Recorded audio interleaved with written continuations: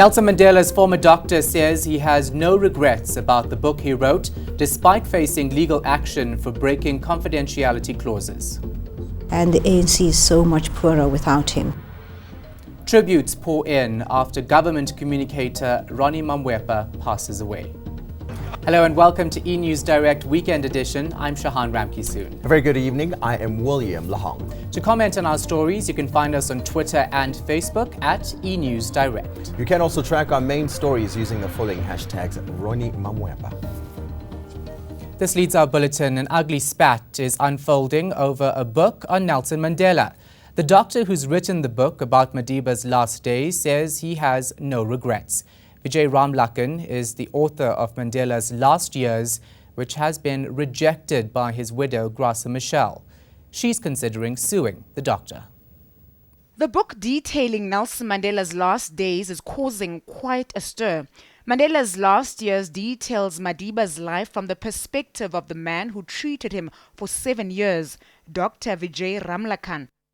The former Surgeon General of the South African National Defence Force had first-hand information on Mandela's health scares, who visited him in hospital, and how Mandela's condition was communicated to the public. But Ramlakan has come under fire from Madiba's widow, Graça Machel, who claims he breached doctor-patient confidentiality. Mandela's grandson, Mandla, has also objected to the book. But Ramlakan insists it was the family that gave him the go-ahead to write it. Was Mrs. Machel consulted in the writing of the book, though? You're not at liberty to disclose who told you in the family, but was she consulted in the writing of the book? No, even that question, I think it would open itself up to now discussing about a number of other issues. Let me say that all parties who needed to be consulted were consulted. And he has no regrets. No. Why should I have regrets? Because I'm telling one of the greatest stories ever of the global icon, the greatest human being who's lived, and how we actually set examples for all of us. The South African National Defence Force has also distanced itself from the book. Zikhona Tshona, Johannesburg. The family of veteran government spokesperson Ronnie Mamoepa says they hoped he would have pulled through. Mamoepa died at a Pretoria hospital last night after complications with surgery. The former political prisoner was 56. The mood is sad and somber outside Ronnie Mamoepa's home. The anti-apartheid activist and government-spin doctor died in hospital on Saturday night. Last month, Mamoepa suffered a stroke and later underwent surgery. His brother, Johnny Muisupe, says the family had been praying for the 56-year-old would come out of hospital alive. We all were aware of the complications that he went through, but everybody had hope that he will recover. Unfortunately, what happened in the past week or the past 2 weeks, nothing was improving. At the time of his death, Mamoepa was Deputy President Cyril Ramaphosa's spokesperson. Described as an intellectual and a committed worker, Mamoepa joined government in 1994 and has worked in various departments. Prince Mashele worked with Mamoepa during President Thabo Mbeki's tenure. He was a professional government employee. He was so grounded in the work of his department. What is it that a government spokesperson today can learn from Mr. Mamoepa? He was a spokesperson, but he understood that in order to be a spokesperson, he had to amass knowledge about the substance of whatever government department he works for. So he was not an empty spokesperson. He was well-read, grounded. He was an intellectual. And I think we are missing that today if you look at the crop of spokespersons that we have. Mamoepa cut his teeth in communication by working for the ANC prior to democracy. Mamoepa is survived by his wife and children. Malungelo Boy, Centurion. Deputy President Cyril Ramaphosa has described Mamoepa as a tower of strength. The passing of Ronnie Mamoepa is a great loss to me personally, as well as to the presidency and to the many colleagues that he worked with in government. Ronnie was a tower of strength from a communications point of view. To many of us in government, he served many people who were ministers, and he also served in the presidency.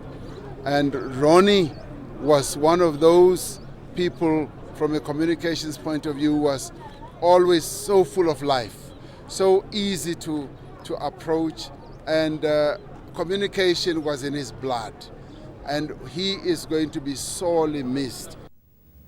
The search continues for 2 workers trapped underground, a mine in Orkney in the northwest. The miners were trapped in one of the shafts after an earth tremor. The bodies of the other 2 workers have since been recovered. Mineral Resources Minister Mosibenzi Zwane will visit the site tomorrow. Over 4 months ago, housing activists occupied 2 vacant buildings in Cape Town's inner city. The buildings that belong to the provincial government are prime property that activists say should be used for low-cost housing. Now, it's alleged armed gunmen are being used to intimidate the activists. It may look abandoned, but this building is home to 60 housing activists. Although they were fully aware of the legal risks involved in putting themselves on the line in the fight for low-cost housing, the activists were not ready to have their lives threatened. Men wielding guns disrupted an evening meeting earlier in the week. They're banging the windows with the gun and they're pushing the windows to be out and swearing and telling us that you guys don't belong here, you need to be out here, and we're going to show you you're not going to stay here because this is government's property. Nothing was stolen and no one was hurt. Ahmed Kathrada House in Sea Point and Sissy Gool House in Woodstock are both being used as sites of active resistance. We are 60 now, people are keeping on coming and coming. They are coming to AKH to come and occupy and come and take a risk. Felicia Buti is one of the newest arrivals. She says her living conditions motivated her move. Uba zimvula ezinkulu siyadada. Funeka sithathe ibhedi sizibeke phezu kwamakrate. Ngoku ndinqwenela ke ngoku nami ke ngoku ndibe nendawo eyam. In a statement, the provincial government reiterated its commitment to using the occupied sites for affordable housing and say they've applied to rezone so their work to do so can begin. The activists say they can't wait on government's promises and now intend fixing up the building and providing services to those living there. Piledi Sutusa, Cape Town. Police Minister Fikile Mbalula is in Hout Bay tonight. This comes after days of protests by residents of Imizamo Yethu. Meanwhile, Mayor Patricia de Lille has welcomed an apparent agreement between 2 groups of community leaders to negotiate a peace deal in the area. A major bone of contention has been the city's so-called super blocking plans. Contractors stopped working on the project this week after the homes of 3 community leaders were torched. Residents have agreed to continue talks aimed at finding a solution. A specialized task team has been set up to help rebuild Knysna following devastating fires that left 7 people dead and over 1,000 homes destroyed. The Western Cape government has made funds available to help fast-track the municipality's recovery plans. Mahostile and Nolongile Doyile are trying to stave off the icy winter chill. Their neighbour has taken them in for now, but it's uncomfortable as 7 adults and 1 child squeeze into the small 2-bedroom house. A constant reminder of their loss is right on their doorstep. But all hope is not lost. Nearby, the ruins of informal dwellings are being cleared as municipal officials inspect plans to build 150 low-cost houses in White location. The opportunity within this disaster now is that we are now actually going to provide all the people with services. As mayor, I insisted that we take this opportunity and make that possible for them, so we're changing their lives. With nowhere to go, Linda Gassenhoven and her family live here, next to what was once their rented house. Not only did she lose all her household goods in the flames, but her business too. The mother of 3 ran a hairdressing business from home. With no insurance, she has no way of replacing her belongings. Unfortunately, I have no family to go to. I have one sister in Joburg who is very ill. She cannot take us in. She's taken my late sister's children in, so it's enough on her plate. The fire damage is estimated at around 5 billion rand. Water and electricity have since been restored, but with the town facing a major water crisis, urgent repairs still need to be done, especially on the water and sewage system. Sandy McCowan, Neisner. International news now. The bodies of 8 people have been found in a sweltering hot trailer in a Walmart parking lot in Texas. They're all believed to be victims of human trafficking. Emergency services arrived after receiving a call from a Walmart employee. 38 others were also found packed in the trailer, which had no airflow and water. Several people were already removed by smugglers before authorities arrived. And Venezuelan police have prevented a protest against President Nicolas Maduro. The march, which was called by the opposition, was meant to reach the country's Supreme Court, but it was stopped at the starting point when police used riot bombs and tear gas to subdue demonstrators. About 100 people have been killed since the political unrest started in April. More local and international news after the break, including this. It was people walking and talking around Johannesburg. 50,000 people participated in the MTN Walk the Talk with 702.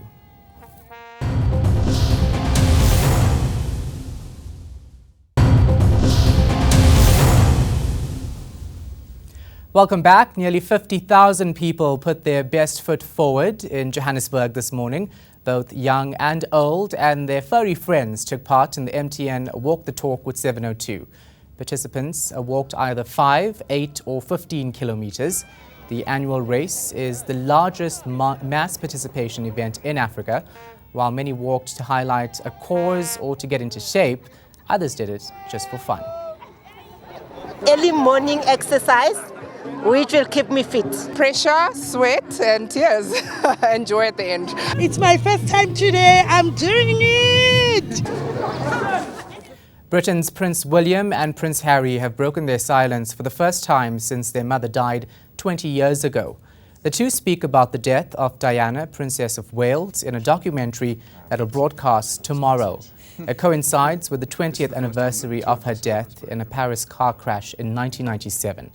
The documentary tells the story of Diana's life from the perspective of people who were close to her. It includes a lengthy interview with her 2 sons, Prince William, the Duke of Cambridge, and Prince Harry.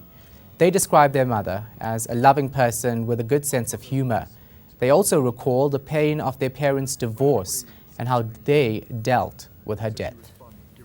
Arguably, probably a little bit too raw up until this point. It's still raw. There's not many days that go by that I don't think of her. Her 20th anniversary year feels like a good time to remember, all the good things about her and hopefully provide maybe a different side to her that others haven't seen before. Now, a silk scarf given to Queen Elizabeth II by Nelson Mandela is being displayed at Buckingham Palace, which has opened its doors to the public for the next 2.5 months. It's part of the new Royal Gifts collection, which had to first receive the monarch's approval. Our UK correspondent Natalie Powell went to Buckingham Palace to see which gifts made the cut. In the elaborate setting of Buckingham Palace, a new exhibition brings together 200 gifts presented to the Queen during her 65-year reign. They've been carefully selected from several thousand official gifts, and presents from Africa are highly featured, including a beadwork throne from Nigeria, silver sculpted fruit, a gift from Zambia, and a woven wool tapestry from Botswana. The gift on display here from South Africa is this silk scarf. It depicts a hunting scene from the Eastern Cape and was given to the monarch by Nelson Mandela in 1996. And here we have a picture of the two of them together during his state visit. It shows just how much thought had gone into the process of the gift. It's a silk scarf, which is obviously a beautiful object for a female head of state to receive. It's painted by a South African artist, Sarah Mackey, with sand bushmen, hunting eland in the Drakensberg Mountains, which is very close to the area that President Nelson Mandela grew up in. So a real thought process of the links between South Africa and the recipient of the gift. As it's a diplomatic gift, the Queen has never worn the scarf.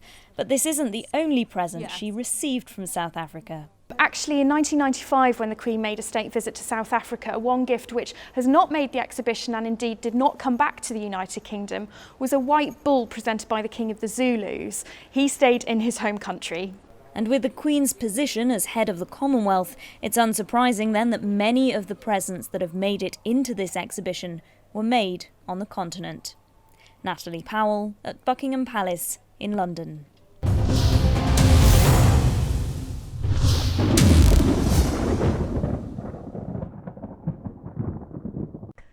Welcome to the Weather Centre on Sunday, where we saw some rain along the east coast. The rain remains in the forecast through to Monday morning. It's due to a ridging high, which continues to push in moisture over the eastern part of South Africa, resulting in some morning fog, and we're expecting drizzle along the northeastern escarpment. Mostly clear in the northeast with a fine and dry day for the rest of South Africa. Berg winds, warm temperatures up in the south, and we'll see some cloud building up along the west coast, as well as some evening fog ahead of the next cold front. Overall, partly cloudy and mild weather is expected for KwaZulu-Natal, with some morning rain for Richards Bay at 23 degrees. Fine and dry throughout the Eastern Cape, with a few of those highs heading into the mid-20s, especially along the coast and the adjacent lying interior, as well as over the western part of the province. We're also forecasting warm weather over the Western Cape interior, including George and Plettenberg Bay. Partly cloudy for Cape Town and Hermanus at around 20 degrees, with quite a bit of high cloud over the western part of South Africa. A warm afternoon is in store for Uppington and Passersburg, both in the upper 20s, with a chance of evening fog along the west coast. It'll be a clear and mild start to the work week for the Free State, with minimum temperatures still dropping below zero overnight. Persistently dry as we head towards the northwest, with maximum temperatures peaking in the mid-20s. We'll see some cloud move in over Limpopo, with a chance of morning drizzle for Zanin at 22, 21 for Polokwane, but with the rest of those highs in the mid-20s. The day starts off with some light rain for Bombela and Umkhonto, both in the low 20s, with a fine and dry day as we head over the western part of the province. A bit of morning cloud starts off the day in Johannesburg and Pretoria, with a mild Monday afternoon. On Tuesday, a cold front brings in cooler weather and rainfall over the western and southern part of the country, warm over the central and eastern parts. And on Wednesday, we're expecting fine and dry weather over the interior, with a cooler day with a chance of rain along the east coast, and temperatures remain cool in the south. That's all from the Weather Centre for now. Have a lovely week. Here's a reminder of our top stories before we go. Nelson Mandela's former doctor says he has no regrets about the book he wrote, despite facing legal action for breaking confidentiality clauses. And the ANC's Tributes pour in after government communicator Ronnie Mamoepa passes away. And that's a wrap from us. Up next is Modern Family. Until next time, good night.